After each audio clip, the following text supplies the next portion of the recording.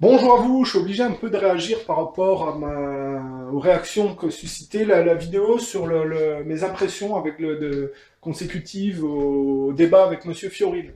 Je rappelle que je suis plutôt objectif. Je ne suis ni un dissident, ni un révolutionnaire, dans le sens où je ne suis pas prêt à massacrer des gens pour changer les choses, et que je ne crois pas à une révolution en l'état actuel des choses, si vous voulez. Alors je ne sais pas c'est quoi la définition de dissident, excusez-moi, j'ai pas été voir. Je critique le système, je voudrais un changement, mais il faut savoir raison garder dans quelles conditions on peut demander un changement, si vous voulez. Hein, c'est pour ça que finalement, moi, je me concentre sur des conseils d'éveil personnel et que je ne vais pas plus loin parce que dans le contexte actuel, vous n'avez qu'à regarder l'Ukraine Gate, vous n'avez qu'à regarder les révolutions colorées.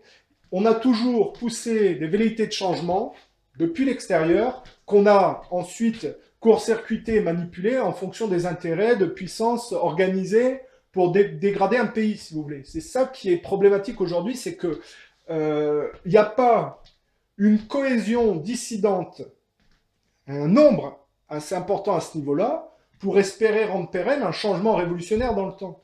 Vous partez à l'aventure sans avoir pensé aux conséquences de ce que vous voulez mettre en place, c'est bien beau. Moi, je peux vous faire le discours que tout le monde attend. Hein, je peux vous faire le discours, écoutez, moi j'ai adoré Monsieur Fioril, je trouve qu'il dénonce correctement les choses, et que si tout le monde voulait mettre un peu d'énergie à changer le système et à être aussi structuré que Monsieur Fioril, eh bien on ne vivrait plus dans un monde aussi corrompu et pourri. Ils sont en train d'empoisonner nos enfants, ils abaissent l'âge légal de la sexualité à 13 ans, ces gens-là méritent d'être dégagés. Il faut changer, il faut faire quelque chose. Là je ferai une vidéo, j'aurai 10 000 à 100 000 vues, j'aurai 300 pouces levés, et puis 100 en négatif, si vous voulez. Voilà. Et puis dans 10 ans, il ne se sera jamais rien passé. Pourquoi? Parce que la réalité, c'est que la dissidence, c'est beaucoup de blabla et pas grand-chose d'établi. La réalité, je vais expliquer, la dissidence est beaucoup trop divisée, le nombre des gens dissidents est beaucoup trop faible, et la masse des Français éduqués à la géopolitique, à la psychanalyse, à l'observation politique et à l'histoire, hein, le nombre des Français qui voudraient, qui auraient la possibilité, qui pourraient correspondre à une velléité de changement est trop faible. Euh, vous ne pouvez pas, dans ces conditions, prétendre porter une révolution qui serait pérenne. Une révolution, c'est bien, vous parlez tous des forces de police, des forces de l'armée, vous n'avez pas ni les prêtres pour établir votre idéologie, la faire comprendre et la divulguer et rendre votre concept pérenne dans le temps, et vous n'avez pas non plus le système judiciaire pour faire le ménage. Donc vous partez à l'aventure sans avoir, vous êtes un peu, vous allez, vous mettez la charrue avant les bœufs. Vous n'avez pas pensé à rendre pérenne votre temps. Vous voulez juste changer les choses, mais vous n'avez pas réfléchi à ce que vous devriez faire après pour que ça soit pérenne, si vous voulez. C'est bien d'avoir les forces de police et l'armée derrière, chose que vous n'avez pas, hein, du reste. C'est mieux d'avoir en plus derrière assez de gens pour rendre la justice et de prêtres pour divulguer votre idéologie. Sinon, il n'y a rien. Vous faites la révolution, et vous faites quoi après? Eh bien, ça sera bien le chaos, parce que si vous n'êtes pas organisé avant, comment vous faites marcher le système qui doit fonctionner? Excusez-moi, hein. Une révolution, c'est bien, mais il faut quand même que les hôpitaux marchent, que les gens puissent s'alimenter, que l'énergie, les fournitures en gaz, en électricité fonctionnent. D'accord? Regardez, vous êtes bien placé pour le savoir, puisque les révolutions colorées qui ont mis le chaos dans tous ces pays du Moyen-Orient, elles ont été pensées en Occident. Donc vous êtes bien placé pour savoir que les révolutions qui ont été pensées par les Américains pour dégrader les pays, à quoi ça aboutit? C'est un risque énorme. L'Ukraine Gate, c'est quoi? C'est des George Soros et puis les Américains qui sont passés par Facebook, Twitter, qui ont manipulé des jeunes, des gens à qui ils ont promis des postes élevés en cas de changement. Tous ces gens-là sont sortis dans la rue. Et puis qu'est-ce qu'ils ont fait, les Américains? Ils ont tiré dans le dos le service secret appuyé par les Américains, la CIA. Ils ont tiré dans le dos des révolutionnaires, et puis ils ont accusé le gouvernement pro-russe du coup. Donc ils ont dégagé le gouvernement pro-russe du coup, et ils ont mis un type de Goldman Sachs. Voilà. Il y avait une velléité en Ukraine, de changement. Et ils se sont fait complètement entuber. Et c'est la guerre civile, c'est le chaos, et ils sont en train de se faire voler par des voyous qui ont prétendu porter la révolution, mais qui n'ont fait que finalement dépecer le pays. Et derrière, vous avez toujours les mêmes. Bon, alors on peut toujours dire, si on écoute M. Fioril, qu'il essaye de la faire à l'envers.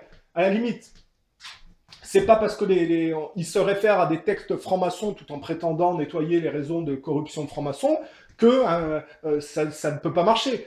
Est-ce qu'on ne peut pas se référer à un texte référence, même s'il a été écrit par des gens qu'on critique aujourd'hui, est-ce qu'on ne peut pas passer par le CNT pour la faire à l'envers du système? À la limite, on peut raisonner comme ça. Là, mais le problème, c'est que pour rendre pérennes les choses, il faut être solide soi-même. Vous prenez Alain Soral, par exemple. Alain Soral, il prétend être inscrit dans la lutte christique. C'est un type structuré, pensé, qui arrive à mettre en place quelque chose de correct pour rééduquer les gens et en sortir de la panade. Mais au-delà de ça, tout en se prétendant dans le combat christique, il tabasse des jeunes, alors qu'il n'est pas obligé de tabasser Conversano à la limite. Hein. Je vois pas en quoi, dans un débat, on en arrive à taper quelqu'un, si vous voulez. Il y a un moment donné, il insulte des types comme Saïm, Laibi et Laurent Louis, même si ces gens-là ont tort. Hein. On voit bien qu'il y a un rapport subtil que vous ne voyez pas. Et évidemment que Soral est ciblé par des gens un peu plus immatures qui essayent de le... C'est un peu la rébellion contre le père symbolique encore, si vous voulez. Mais quand on est mature, on ne se rabaisse pas à insulter leurs gamins morts ou ce genre de choses. Il y a un problème chez moi, c'est que vous prenez Soral, qui est une référence phare de la dissidence, il prétend dans le combat christique, mais il y a quand même des choses qui laissent à penser qu'on en est loin. Hein. Déjà, il perd ses procès contre les juifs sionistes en général, et ensuite, il se fait mener par le bout du nez sur des affaires à la con. Il se prend en photo avec son téléphone pour montrer ses atouts et essayer de convertir à la virilité. Le but pour lui, c'était d'essayer de faire basculer une jeune proche des voyous, des milieux de la voyoucratie ou du gauchisme du système, et de la convertir, à dire par y compris sexuellement, à sa virilité idéologique. C'est une mentalité que je comprends pas, déjà. Bon, c'est pas la mienne. Mais il se fait mener par le bout du nez, par les sionistes, et il se fait ridiculiser, où on voit sa photo à poil sur Internet. Bon, pour un type qui prétend revenir à De Gaulle, et à l'époque où on pompe 30 minutes pour avoir 2 minutes d'eau chaude, et le reste c'est de l'eau froide, je trouve assez cocasse qu'ils se prennent en photo, et qu'ils montrent ces photos de lui à poil à des jeunes, si vous voulez. Bon, à la limite, peu importe. Le problème, c'est que s'il était si costaud que ça, il tomberait pas dans ce genre d'affaires, et il se rabaisserait pas de la violence intellectuelle et physique. Donc, même les champions de la dissidence ont des failles. Et c'est là, moi, le problème. Vous prenez Fioril, il regrette pas sa période où il a profité du système de la mafia pour... il a dit, j'en ai profité et je ne regrette rien. Moi, dans mes vidéos, je prône l'inverse. J'ai toujours dit qu'il fallait analyser pourquoi dans le passé on a fait des conneries pour ne plus les reproduire. Quel message donne M. Fioril quand il dit, il faut nettoyer le monde parce qu'il est moral, mais moi... Quand j'ai profité de ce réseau corrompu, je ne le regrette pas. Si vous n'êtes pas capable de détricoter ce qui dans le passé vous a mis en incohérence avec quelque chose de mal, vous allez le reproduire. À la limite, chez M. Fioril, on peut croire qu'il induit un laxisme par rapport aux gens qui se comporteraient comme ça. Excusez-moi, c'est pas encourageant. Ça veut dire que si vous prenez tous les mouvements dissidents, vous n'avez pas le bien contre le mal, vous avez des égos avec des faiblesses, avec des failles, et c'est ces failles qui induisent qu'un système n'est pas pérenne parce que l'idéologie au sommet induit tout le reste. Voilà. Alors maintenant, je vais vous expliquer en quoi c'est encore plus faible. La possibilité de faire une révolution en l'état actuel. Imaginez, pour qu'une révolution fonctionne en France, il faudrait 30 millions de personnes unies derrière une même idéologie, parées à toute éventualité, et qui ont pensé leur révolution de manière à établir un nouveau système pérenne dans le temps. Donc, force de police, armée, mais justice, et des prêtres, et des gens dans les médias, parce que là, vous n'avez personne pour ça. Hein. Vous avez 2-3 types, mais ça suffit pas. Hein. On est dans un pays grand, quand même, avec 60 millions de personnes. Ça veut dire qu'il faut avoir la possibilité d'avoir remplir les organes médiatiques, les organes juridiques. Vous n'avez pas le nombre pour faire ça. Je suis désolé, vous partez à l'aventure pour rien. Mais imaginons, vous avez 30 millions, pensez votre révolution, vous avez assez de nombre, et vous vous lancez dans la bataille. Je veux un changement, je suis pour le vent de liberté, je suis prêt à me sacrifier pour que mes gamins vivent dans un monde meilleur, et je me lance dans la bataille. Alors, je ne sais pas combien ça fait de personnes en France, dans la réalité, mais imaginons. Moi, je dis que pour que ça fonctionne, il faudrait au minimum 30 millions de personnes soudées derrière une idéologie pensée, avec une planification d'un système qui serait pérenne dans le temps. Et là, on n'est pas dans ce cas de figure, on est dans le cas de figure où, dans l'état actuel des choses, le mouvement dissident s'allie un peu, bon an, mal an, selon les circonstances, et se lance dans une opération de changement de système. Puisque, je sais pas, hein, ça peut être sous un prétexte. Hein. Imaginez qu'ils font passer la majorité sexuelle à 13 ans, les gens sont scandalisés et sortent dans la rue. Donc, vous avez Alain Soral qui se lance dans la bataille, puisqu'il est plein de bonne volonté. Vous avez Fioril, vous avez Chouard, vous avez ceci, vous avez cela. Et puis, vous avez le Mossad qui guette, vous avez les services anglais, vous avez les services américains, vous avez les services de l'État infiltrés, déjà infiltrés, hein, qui se disent comment on va récupérer le machin. Et vous avez un type qui était infiltré dans les mouvements fioriliens, qui tire une balle sur Alain Soral. Et stupeur, le chef de la dissidence, là, hein, n'est plus. Donc déjà, ça pose un problème parce que derrière, il y a qui, hein, alors Soral, le drapeau tombe. Qui va reprendre le drapeau et qui sera assez costaud pour tenir la dissidence? Et on accuse en plus les fioriliens. Et alors là, s'ensuit un chaos impossible, où les différentes factions de la dissidence, qui étaient trop faibles et trop fragiles, passent leur temps à s'autodégrader. Et finalement, derrière toute cette mascarade de gens fragiles, incapables de se coordonner, qui n'avaient pas prévu ce qui pouvait se passer, qui n'avaient pas anticipé, eh ben, leur élan révolutionnaire est réaccaparé par des imposteurs qui se prétendent être les nouveaux chantres du changement, si vous voulez. Et c'est comme ça qu'une révolution mal pensée, avec 2-3 personnes un peu correctes, et puis le reste, c'est des suivistes, si vous voulez, c'est comme ça qu'une révolution s'écroule, et que finalement, on va vers un système qui est encore plus pourri que l'ancien, si vous voulez. Le problème, je viens de vous l'expliquer, c'est que vous n'êtes pas assez soudés, vous n'êtes pas assez nombreux, vous n'avez pas assez pensé votre révolution.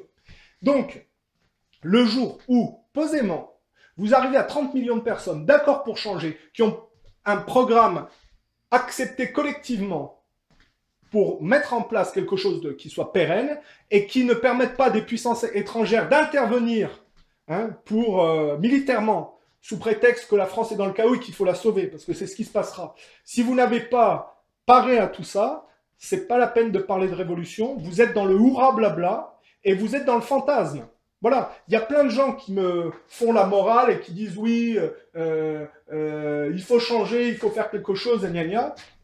Et vous n'avez pas... C'est bien, je veux dire, c'est normal de vouloir changer les choses, c'est normal d'avoir de l'énergie pour ça. Mais il faut aussi réfléchir.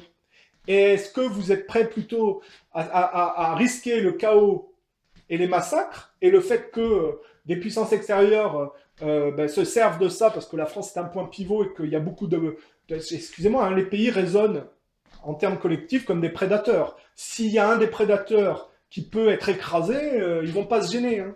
Et il faut avoir une vision globale, internationale, et tout désimbriquer. C'est pour ça que moi je dis, aujourd'hui, je ne suis pas un révolutionnaire ni un dissident, dans le sens où je ne suis pas prêt à me lancer dans une bataille, parce qu'il n'y a pas ce qu'il faut, si vous voulez, il n'y a pas de cohésion, il n'y a pas assez de puissance, il n'y a pas assez pour les gens. Regardez, je veux dire, là on était au niveau de la dissidence des gens qui sont les plus réfléchis pour un changement. Hein, on va dire Monsieur Fioril, on va dire, c'est à la limite, on peut dire Monsieur Fioril s'il est vraiment honnête, c'est pensé, c'est structuré, c'est cadré, si vous voulez. Soral, c'est pensé son truc. Chouard, tous les dissidents, si vous voulez. Là, on parle de quelques leaders, si vous voulez. Mais après, vous avez toute la masse des Français qui sont un peu contre le système. Mais qu'est-ce que ça donne, par exemple, le mouvement, la Manif pour tous? Ils prennent, regardez bien, comme la dissidence est faible, ils prennent, à un moment donné, pour défendre la famille, une bonne femme comme Brigitte Bardot. Alors, et c'est là que vous vous rendez compte qu'on a affaire à des neuneux et des idiots. Pour défendre la famille, vous ne prenez pas une bonne femme avec des mœurs plus que critiquables. Regardez le passé de Brigitte Bardot. Et un nom aussi ambigu. Ça prouve qu'à chaque coup que vous avez des velléités de changement, il y a une majorité de gens qui sont complètement neuneux, ambigus, et qui se contredisent et qui se tirent une balle dans le pied, voire même d'avoir fait le premier pas, si vous voulez. Voilà. Alors, si c'est avec ça que vous voulez partir faire une révolution, avec le Mossad, la CIA, les services anglais, et tous les autres qui vont bien, ils doivent ricaner, c'est des vautours, ces gens-là, et ils voient tout un tas de neuneux, hein, complètement à la ramasse, si vous voulez, ça sera facile pour eux, hein, dans ces cas de figure. Eh bien, écoutez, moi, je dis qu'il est beau. Même si M. Fioril, à la fin du débat, prétend que si on m'écoutait, on laisserait empoisonner les gamins et qu'on ferait jamais rien et que les tricheurs seraient laissés changer justice, à la fin, quand vous faites les comptes, si vous faites votre révolution aujourd'hui sur les bases que M. Fioril et d'autres prétendent, eh bien, vous aurez le chaos. Et vous réfléchirez bien à ce débat et vous direz qui avait raison. Le type qui n'était pas prêt à se lancer dans le chaos et à risquer quoi que ce soit, qui avait raison? Le type qui faisait du hurrah blabla en disant que le système était laid, qu'il fallait le changer, ou le type qui disait dans la réalité du monde moderne, une révolution et le fait de se lancer là-dedans, c'est omettre la possibilité que le pays tombe dans le chaos et que vous perdiez le peu qui vous reste, si vous voulez. Donc, je veux dire, c'est pas de la lâcheté. Moi, j'appelle un changement, mais les conditions actuelles font que les gens sont pas assez éduqués, pas assez costauds, pas assez organisés et n'ont pas pensé leur projet. C'est aujourd'hui se lancer dans une révolution, c'est aller dans le mur, excusez-moi. Voilà. Alors, vous me rappellerez quand vous serez 30 millions, quand vous aurez une idéologie à laquelle vous conformerez tous, parce que pour l'instant, ce n'est pas le cas. Et ça veut dire que vous prenez le risque de foutre les autres dans un chaos pas possible. Et c'est pour ça que je disais, même si je ne suis pas frontiste, que le Front National est en train de partir vers la voyoucratie, que si c'est beaucoup moins risqué d'attendre éventuellement la prochaine élection pour voter le parti le moins pire, et sur cette base-là, changer progressivement les choses. Poutine n'est pas passé par une révolution. Il a changé le système après avoir été élu. Je pense que c'est beaucoup moins risqué que de miser sur une possibilité de chaos et de vous faire détourner par des puissances étrangères, surtout à notre époque. Alors je dis, je ne suis pas frontiste, je ne suis pas dupe sur le Front National, et surtout pas la sauce Collard, la Ménard. On voit qu'on a des hypocrites infiltrés qui n'en ont rien à foutre du Front National. Ils n'ont pas leur carte, donc voilà, hein, à un moment donné, il faut être cohérent. Et d'ailleurs, vous remarquerez que Marine Le Pen les a privilégiés, eux, au détriment de ceux qui étaient plus honnêtes. Bon, hein, donc le Front National est en train de partir à volo. Moi, j'ai voté aux dernières élections parce que je voulais surtout pas Macron, si vous voulez. Après, je ne sais même pas si j'irai voter la prochaine fois, là, c'est ridicule. Mais en attendant, voilà, je dis, moi, mon but, c'est de donner des conseils pour que ce soit le mieux. Les gens peuvent se lancer dans la bataille. Allez-y, voilà. Et on se reverra après votre bataille, peut-être. Et je dirais, oui, aussi pour conclure là-dessus, je ne crois pas du tout que l'élection de Macron ait été honnête. Je crois que c'est une imposture et probablement une fraude. Le problème, c'est que je ne sais pas comment ils ont fait, mais je n'ai pas non plus envie de perdre mon temps là-dessus, si vous voulez. Hein, bon.